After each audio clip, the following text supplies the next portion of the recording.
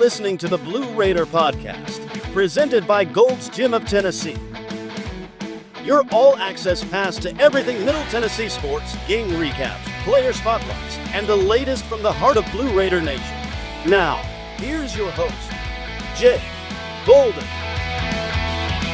Welcome back into the Blue Raider Podcast presented by Gold's Gym of Tennessee. Today's Behind Enemy Lines episode, we're going to be previewing the Week 3 matchup where the Blue Raiders travel to Reno, Nevada to face the WolfPack in what should be a pivotal non-conference matchup for the Blue Raiders. Joining us will be Chris Murray. He's a columnist over at Nevada Sports Net to break down everything the WolfPack have coming our way for tomorrow's kickoff. But before we do that, let's thank our sponsor. Before we get into the episode, I need to thank our sponsor. Gold's Gym has been the mecca of fitness since 1965, and to celebrate their 60-year anniversary right now, you can get a month-to-month membership for just $19.65 bi-weekly. That's no commitment, full access to all 16 Gold's Gym Tennessee locations, and top-tier equipment to help you level up your fitness no matter your sport. But here's the deal. This offer is only available online, and it ends when the summer does, so don't wait. Go to goldsgym.com and lock it in today. Gold's Gym Tennessee. Train like a legend, no strings attached. Now, let's get back to the episode. Joining us now on the Blue Raider Podcast, it is columnist and host over at Nevada Sports Net, Chris Murray. Chris, thanks for taking the time to join us today. Yeah, thanks for having me.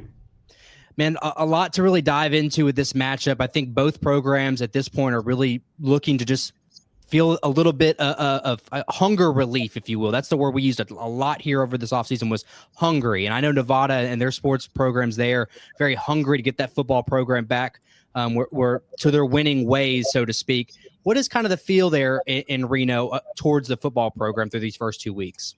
I think after the Sac State game, yeah, it was a 20-17 win, but I think people are kind of looking at this program being like, oh, it's going to be like the last couple of years. And the last couple of years haven't been very good. It was 3-10 last year, 2-10 the year before that, 2-10 the year before that. Now you go to 17 seasons before this most recent 3-year stretch. They made it to 14 bowls. This was a very good program. This was a program that put players in the NFL. This is a program that competed for conference championships, didn't always win them. But the last 3 years have just kind of been a disaster. And Jeff Choate was hired prior to last season to fix that disaster. And Nevada was much more competitive last season. The points per game went up. The points allowed per game went down. The quality of play was much, much better. They played 2 college football playoff teams, SMU and Boise State, both within 1 possession. Definitely should have beat SMU. They were up by 9 points with less than 10 minutes to go. But they just couldn't close out games. So while last week's game against Sac State, 20-17 win, kind of took a minor miracle. It was a pick 6 with about 2 minutes to go. And all really Sac State had to do was run the ball and get one more first down and then could kneel out the clock. It wasn't the most satisfying from the fans' perspective, but it was a close win. And Nevada was 2-6 in 1 possession games last year. So Jeff Choate said it was a culture win. This is a game they would have lost last year. I think those things are true, but I also think if Nevada continues to play at that level, it's not going to have many wins this season. So the level of play certainly has to improve, but we have seen some improvement during his tenure, even though it hasn't led to a ton of wins. Let me set the stage, because Blue Raider fans feel, I think, a lot similar to the way WolfPack fans feel. Is, again, this is a very pivotal matchup because, as you already mentioned, last week's win, albeit has a little bit of a sour taste in their mouth, and MTSU losing in week 1 to Austin Peay. Does it feel that way, that if you want any opportunity to even get to 6 wins this year, this is the one you got to win? And I actually did like previews of every team Nevada was going to play over the summer. And I wrote that about this Middle Tennessee game, that if Middle Tennessee or Nevada were going to get to a bowl, they have to win this game. You look at the schedule, and it doesn't line up to be an easy path to 6 victories. So this is a very winnable game for both sides entering the season. I know Nevada's a 9.5-point favorite, but it doesn't feel like it's going to go out there and win this game by double digits. So yes, if the WolfPack wants to get to that 6-win margin to be able to get back to a bowl for the first time since 2021, it has to feel like it has to win this game. And then if you're Middle Tennessee, you're trying to get your program on track and kind of crack that win total as well. I mean, I think they're very similar programs. I mean, they both went up from the FBS or FCS, where they were very good, to the FBS in the 1990s. They both had a really good run of bowls from about mid-2005 to about 2020-ish. And then the last couple of years kind of been downtrodden seasons. Both second-year head coaches who won 3 games last year. So very similar parallels. Both of them have big sky roots as well. Obviously, Derek Mason played at Northern Arizona, actually played at Mackey Stadium, where they're going to play this game tomorrow, in 1990 with the Lumberjacks. And Jeff Choate got his first head coaching opportunity at Montana State, 2016 to 2020. So he's a Big Sky guy as well with those roots. So definitely a lot of similarities. I think, fairly similar talent levels in terms of the roster. I wouldn't say the talent isn't the exact same spots for both teams, but they are very similar in terms of what they're trying to do and what these coaches, obligation is to try and turn these programs around. And another similarity, as you talked on head coach Jeff Choate they're both of these coaches are going into their second year. And I know you did a piece today as we're recording this about position breakdowns, going through some of the position comparison from team to team. I do encourage Blue Raider fans to go check that out to get a little bit more insight into position breakdowns. But, Chris, who are some of these names that we need to know on the Nevada side? Well, Chubba Purdy, his older brother Brock, the star quarterback of the 49ers, and Chubba's in his sixth college season, was a four-star recruit, actually out of Arizona. Derek Mason said he regrets not recruiting him a little bit harder. Went to Florida State 2 years there, went to Nebraska 2 years there, and now second year at Nevada. A lot of injuries throughout his career. He's a guy who can really run the ball. He had more than 100 rushing yards last week. He leads Nevada in rushing, but the passing game for the Wolfpack last week was not very good. And when you look at Chubba's history, more interceptions than touchdowns in college, completion percentage, mid to low 50s. That's kind of been the thing that's held him back from being a starter at previous stops. And I think that's the thing that's putting some pressure on him in this game. I think there is pressure on him to go out there and execute the passing game, or you might see the backup AJ Bianco, who came in the season opener against Penn State and threw a touchdown. And he started a couple of games in his college career. He's in his fourth year in the program. He's a more accomplished passer than Chubba, not as good of a runner. And if you look at Jeff Choate's history, he really likes his quarterbacks to be able to run the ball. He's been a head coach of 5 different programs in the FBS or FCS 5 seasons. His quarterback led the team in rushing in 4 of those years. So I think Chubba is a very electric runner. 21 carries last week, which is probably a little bit high for an injury-prone quarterback. But the arm is the big question mark. And you look at Middle Tennessee's secondary, seems like there might be some vulnerabilities there due to injury. Can he get the arm going like he's gotten the legs going in the beginning part of the season? If not, you might actually see AJ Bianco during a stretch in this game. To expand on that, something that we are very accustomed to, especially at the G5 level, is these quarterbacks that have fell through the cracks. And you talk about Purdy, a guy who was, I believe, a 4-star out of high school. And just down the road from you guys at El Paso, we're going to be accustomed to seeing Malachi Nelson a lot, I would think, out of UTEP. But does he lack the weapons? Because like you touched on, he's the team's leading passer, obviously, but he's also the team's leading rusher. So is it just a lack of weapons that's making life hard for him on the offensive side? I think if you ask Jeff Choate, he would say no. I think he was disappointed with some of the reads that Chubba had, getting into the right plays, doing the right things in the RPO. They actually, halfway through the game, essentially took away some of the RPOs and just went to traditional handoffs to make things easier on him. I think they were surprised that he was a little bit, their word was frantic in the game, that there was some player anxiety. I would say Nevada's wide receivers this year, not as good as they were last year. They had a guy named Jaden Smith who got into training camp with the Buccaneers in the NFL. They had a guy named Cortez Braham Jr., who actually sued the NCAA to get an extra year of eligibility, which he won. He's playing at Memphis, making a good amount of money there. He went with Nevada's quarterback, Brendan Lewis, over to Memphis, and they're getting votes in the AP Top 25. Those guys are both between 6'3" and 6'6". Those are big targets. Nevada's number 3 wide receiver last year, Marcus Bellon, is now their number 1 guy. He's 5'7", more of a slot guy.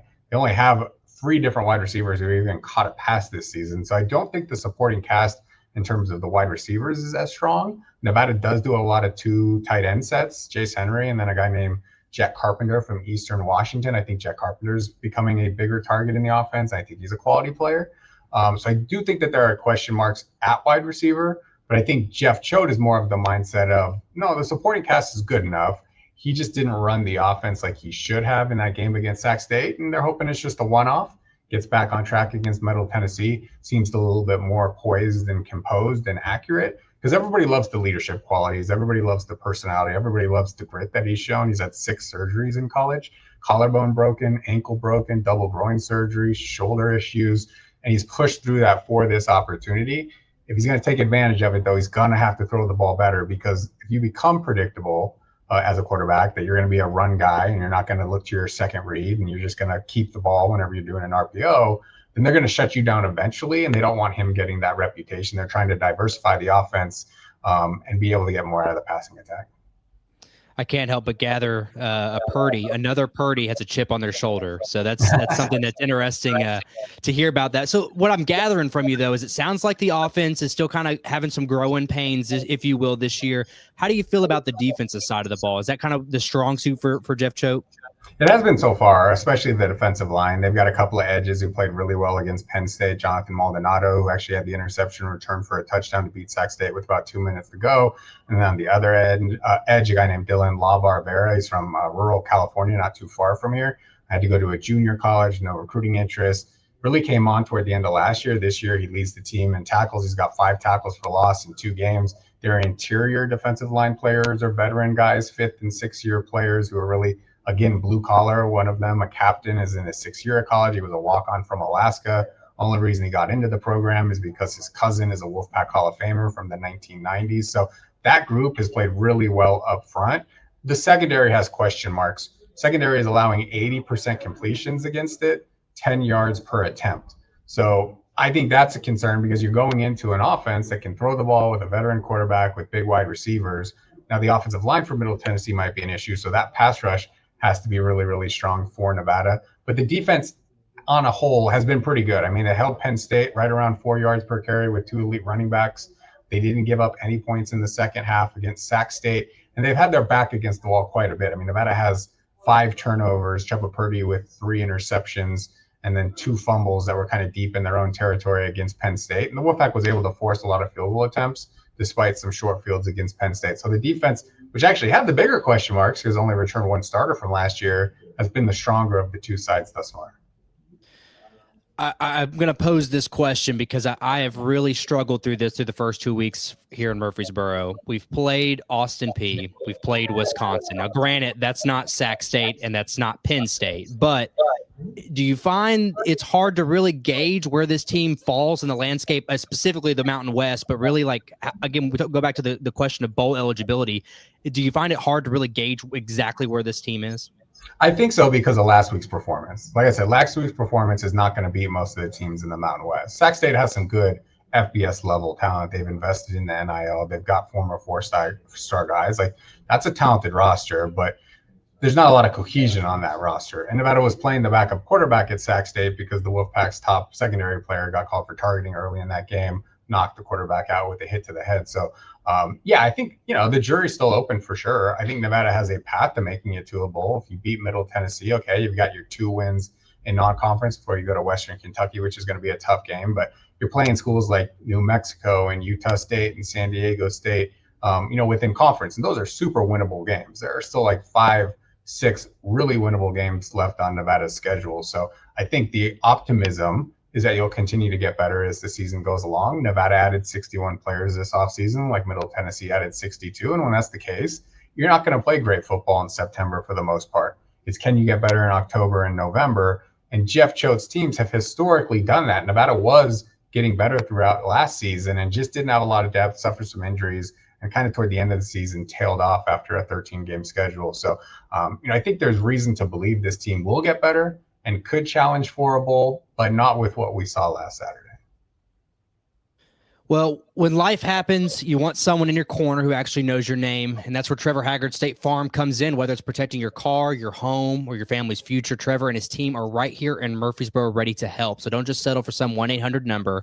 Call a neighbor who cares. Call Trevor Haggard State Farm today at 615-203-5522 or visit his website at trevorismyagent.com and let them help you protect what matters most.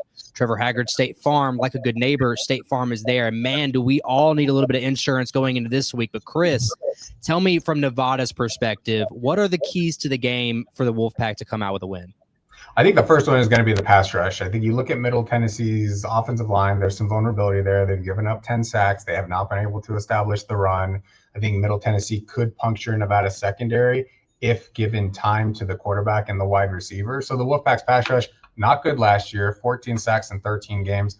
Much, much better this year with actually more unheralded players, but it seems like they're rushing better in cohesion. So I think if Nevada can get a pass rush, the defense could have success, take some pressure off an offense that has been struggling.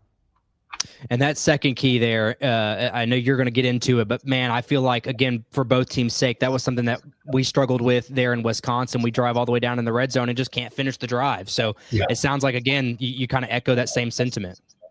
Yeah, I mean, Nevada moved the ball well against Sac State, more than 400 yards, 269-yard rushing, but it doesn't matter if you can't convert key third downs, key fourth downs, and score in the red zone. So Nevada last year, 24th in the nation in the red zone. This year, 114th.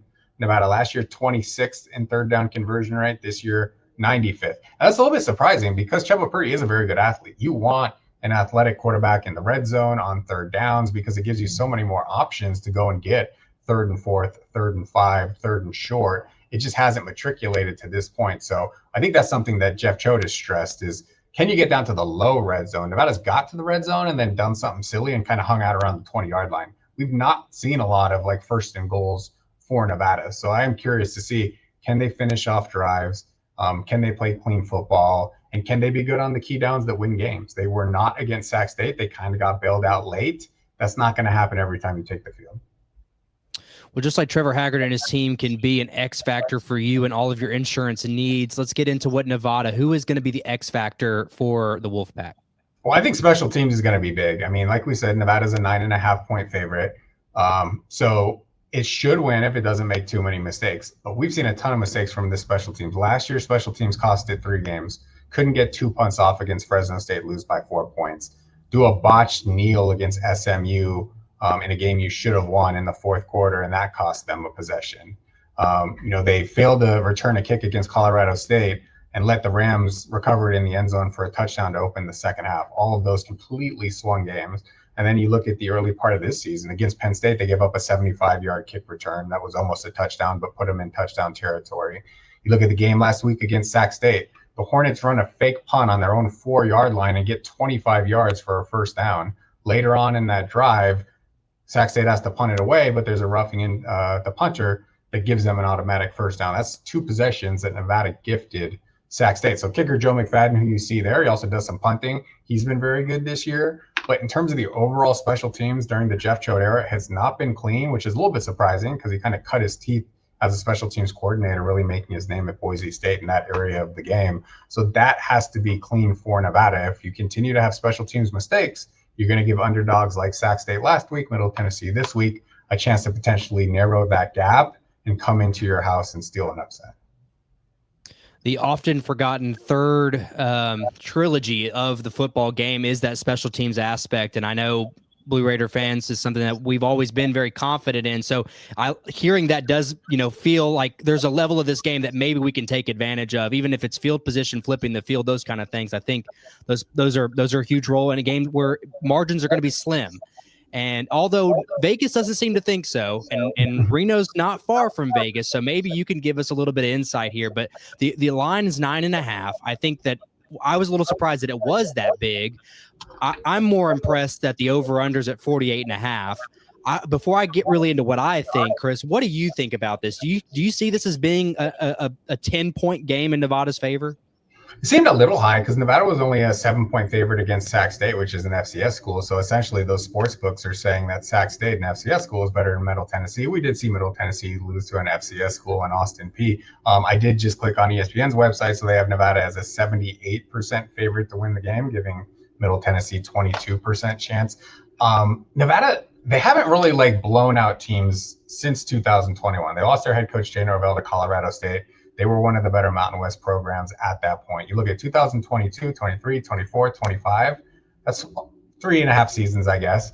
Nevada's only won 1 game during that sample size by double digits. That was a game against New Mexico where the Lobos had 5 turnovers. Nevada had 2 pick sixes. So there's not a lot of recent history of the Wolfpack just blowing a team off the field. The couple of games they won last year, now this is against FBS competition, they did blow out Eastern Washington as an FCS team last year, but the 2 FBS wins last year, very close at Troy, a 2-point conversion to end the game, swung it in Nevada's favor, and then very close against Oregon State, won that game by 5 with a Hail Mary into the end zone, not falling for the Beavers. So that leads me to believe that it's not going to be a blowout, but I do like the under. That is a lot of points for 2 offenses that hasn't really put much up. My prediction is Nevada wins 20-14, so I'm only saying 34 points, which is well below that total line. I know I previewed it from our perspective earlier this week, and so that's exactly what I was thinking. This is even higher total than when we played Wisconsin, and Wisconsin had quarterback question marks. So I am surprised to see that number. It hasn't come down at all. I'm with you. I don't. Even 2014, I feel like is a lot of points until I see one of these offenses really get some sort of momentum or consistency. Then you feel like, okay, then potentially. But right now, I've been a pessimist these last 2 weeks as an MTSU fan, but I've seen a really bad offense, in my opinion, in Wisconsin put up 42. 4 unanswered scoring drives, and who am I to believe that anything will change until I see it change? So I think Nevada is a victor. I know on the Conference USA podcast roundtable pick 'em, I chose Nevada to win this game as well. I think MTSU covers because of all the reasons you listed. Nevada's just not a team that blows anyone out. But if I had to put on any money anywhere, it's probably that under. So. But I'm excited. The kickoff is tomorrow at 4 p.m. here locally in Reno, Nevada. Where to watch? I believe it's the Mountain West Network is where you can watch it. I don't know too much about the streaming of Mountain West, but you pretty much can get access to anything nowadays. But Chris, I appreciate you taking the time to tell us a little bit about Nevada real quick. I know you've had some stuff roll out this week previewing this game. You got anything coming up between now and kickoff? Well, I can actually say we are broadcasting this game. So Nevada Sports Net, we broadcast all the games that aren't picked up by the CBS and Fox national broadcast schedule. So we do then stream it to the Mountain West Network app. You can just go to our website and watch it, nevadasportsnet.com. So our broadcast will start right at 2 o'clock. There's a pregame show that I'm a part of at 1:30 that'll right be at the top of our website. So yeah, it'll be good. It'd be good to be able to broadcast another game. We broadcasted last week's game against Sac State. It was sloppy football, and I think that's what we've seen from both sides. I think whichever team comes out, plays a little bit cleaner, is going to win the game. But, excited to see how it turns out. Got to talk with Derek Mason earlier this week. Seems like a really good guy, and, he's putting in the hard work to try and get the Blue Raiders turned around. We've got a ton of other feature stories on our website. If you want to see our interview with Derek Mason, that is on our website as we speak. We also got some features on a couple of Nevada's better players, Jonathan Maldonado, who had that interception return for a touchdown, and then Dylan La Barbera, who's been Nevada's best defensive player. So certainly a lot to read on if you're trying to get more familiar with the WolfPack. But if you just want to watch the game, you can go to our website right at 2 o'clock, and it'll be streaming there for free. Absolutely. Nevada Sports Network. Chris Murray, once again, I appreciate you taking the time to join us. Yeah, no problem. Thanks again to Chris and to Trevor Haggard for sponsoring, and of course to Gold's Gym Tennessee for sponsoring the title of our show here. You, the viewer, if you're not already, make sure you're following us on all of our social medias at Blue Raider Pod. That's Twitter, Instagram, TikTok, Facebook, and of course on YouTube. If you're listening to our live stream now, do us a favor, hit that subscribe button so you don't miss another one of our Behind Enemy Line segments that we do every day before kickoff with the opposing media member. But thanks again for listening today, and until next time, go Blue.